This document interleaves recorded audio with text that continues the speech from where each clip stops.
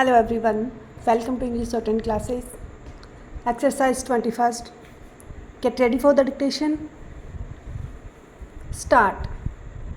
I strayed into politics by an accident, but I have been a lifelong student of politics and I have always believed that politics is a purposeful instrument of social, political, and economic change. Politics which departs from that path and becomes a servant of narrow, parochial, silly things loses its wider societal role. We are today debating a great national tragedy, a great human tragedy. This is not an issue which should divide this house.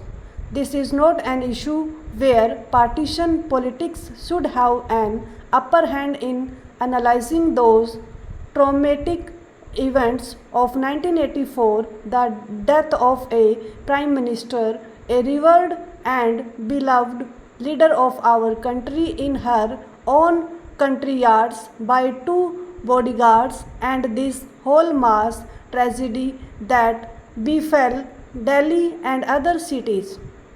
Our collective effort has to be to find pathways where we ensure that such tragedies, whether in Delhi or Gujarat, never again take place in our country. Therefore, I am not standing before this house to score any partisan points.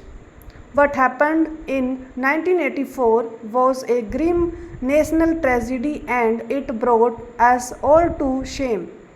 Both the assassination of Shrimati Indira Gandhi and subsequent events leading to anti-Sikh riots and all those ghastly happenings should have never happened. They are blots on our national conscience. On this there is no difference of opinion on any side. But the question arises, where do we go from here? 21 years have passed, more than one political party has been in power, and yet the feeling persists that somehow the truth has not come out and justice has not prevailed.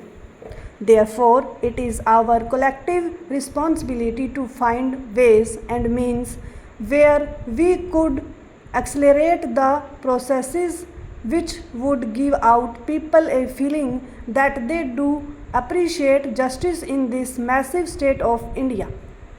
I wish the debate had taken that tone, but the debate has been on narrow partition lines, and I respectfully say to the House that does not serve its purpose. The Sikhs are a very proud community. They have a glorious past.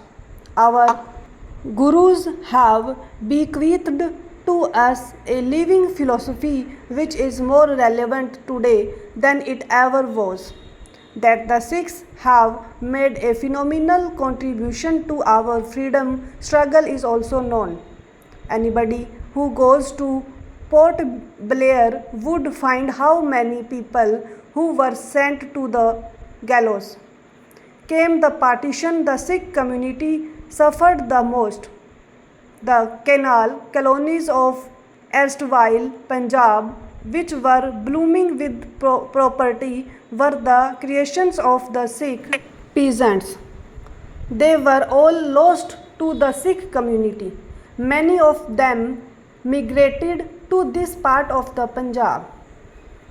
Lakhs and lakhs of people became homeless.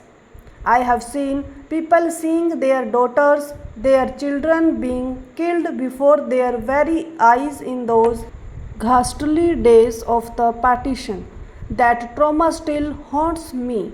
It is a credit to the Sikh community that did not allow that tragedy to depress them.